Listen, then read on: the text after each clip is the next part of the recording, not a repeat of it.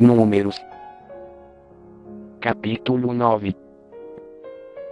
Também falou o Senhor a Moisés no deserto de Sinai, no primeiro mês do segundo ano depois que saíram da terra do Egito, dizendo: Celebrem os filhos de Israel a Páscoa a seu tempo determinado.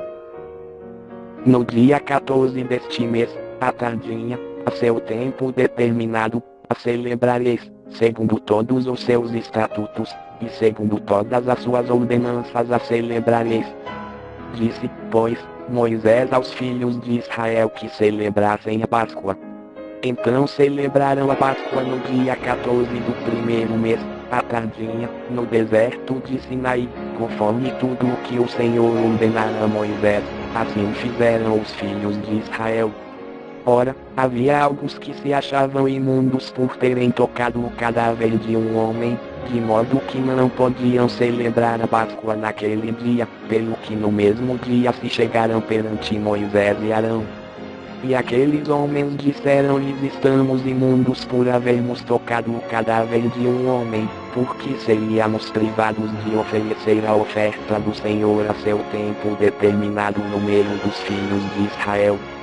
Respondeu-lhes Moisés: Esperai, para que eu ouça o que o Senhor há de ordenar acerca de vós.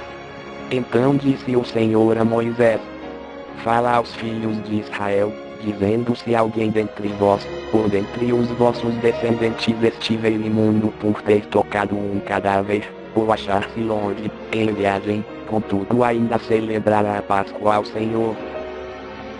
No segundo mês, no dia 14, à tardinha, a celebrarão, comê-la-ão com paisazimos e ervas amargas.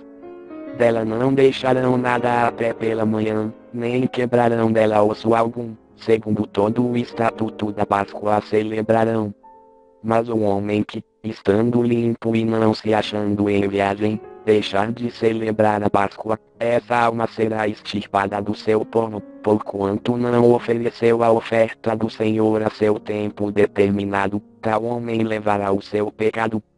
Também se um estrangeiro peregrinar entre vós e celebrar a Páscoa ao Senhor, segundo o estatuto da Páscoa e segundo a sua ordenança a celebrará, haverá um só estatuto, quer para o estrangeiro, quer para o natural da terra. No dia em que foi levantado o tabernáculo, a nuvem cobriu o tabernáculo, isto é, a própria tenda do testemunho, e desde a tarde até pela manhã havia sobre o tabernáculo uma aparência de fogo. Assim acontecia de contínuo, a nuvem o cobria, e de noite havia a aparência de fogo. Mas sempre que a nuvem se alçava de sobre a tenda, os filhos de Israel partiam. E no lugar em que a nuvem parava, ali os filhos de Israel se acampavam. E com trema ordem do Senhor os filhos de Israel partiam, e a ordem do Senhor se acampavam, por todos os dias em que a nuvem parava sobre o tabernáculo eles ficavam acampados. E, quando a nuvem se detinha sobre o tabernáculo muitos dias, os filhos de Israel cumpriam o mandado do Senhor, e não partiam. Às vezes a nuvem ficava poucos dias sobre o tabernáculo, então a ordem do Senhor permaneciam acampados, e a ordem do Senhor partiam. Outras vezes ficava a nuvem desde a tarde até pela manhã, e quando pela manhã a nuvem se alçava, eles partiam, ou de dia ou de noite, alçando-se a nuvem, partiam.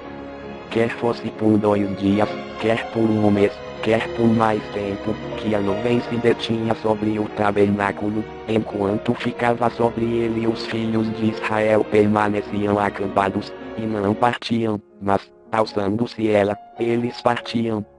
A circunflexo ordem do Senhor se acampavam, e a ordem do Senhor partiam, cumpriam o mandado do Senhor, que ele lhes dera por intermédio de Moisés.